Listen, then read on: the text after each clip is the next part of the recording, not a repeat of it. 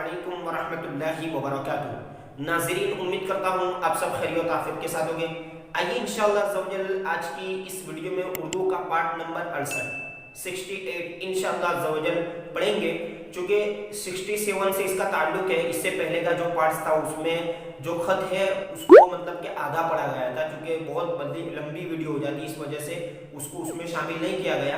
तो आइए इंशाअल्लाह ज़वजल पार्ट नंबर 68 यानी कि जो आगे का पैराग्राफ है जहां पर खत मुकम्मल हो जाएगा उसको आज की वीडियो में मुकम्मल कर लेते हैं। अगर इससे पहले की वीडियोस आप हासिल करना चाहते हैं तो वीडियो के टाइटल ऐप पर क्लिक करें।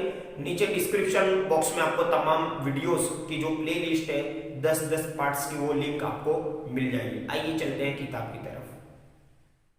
देख सकते हैं अब यहाँ पर पेज नंबर 47 से इंशाल्लाह अगला पार्ट हम ये यहाँ से शुरू करते हैं, इस पैराग्राफ से बाकी है। ठीक है, तो आइए शुरू करते हैं। बिस्मिल्लाहिर्रहमानिर्रहीम। तो यहाँ पर लिखा हुआ है अब, अलीफ और बा है ना।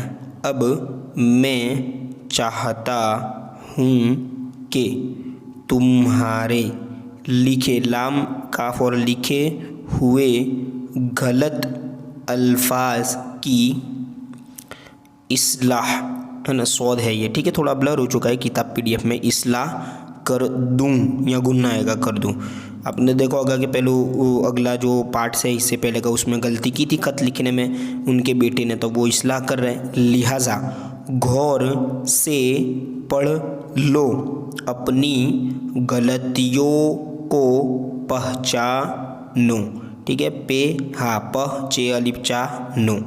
अब आइए देखते हैं क्या गलतियां हैं। तो यहाँ पर 1 नंबर करके लिखा गया। 1 नंबर, तुमने तादाद को तादाद लिखा है, यानी आप देख सकते हैं तादाद में ता के बाद आइन है ता, और यहाँ ता के बाद अलीफ लिखा है, तो ये गलत है। तादाद लिखा है, ये गलत है। ता के बाद अलिफ नहीं बल्कि आइन का हर्फ रहेगा, है ना।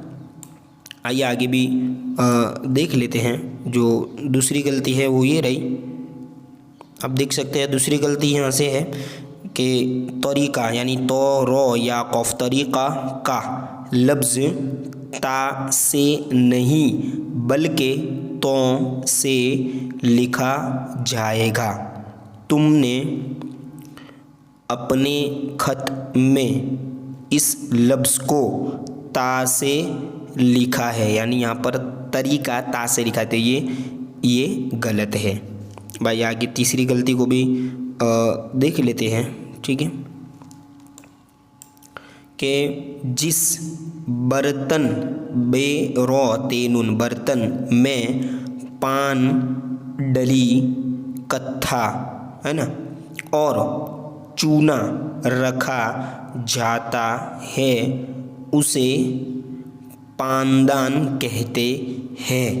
यूं ही जिस बर्तन में पान की, है ना, पान की पिक थूकी, पिक यानी वो पिचकारी जो हम बोलते हैं ना पान खाने के बाद, पिक थूकी जाए उसे गलदान कहते हैं।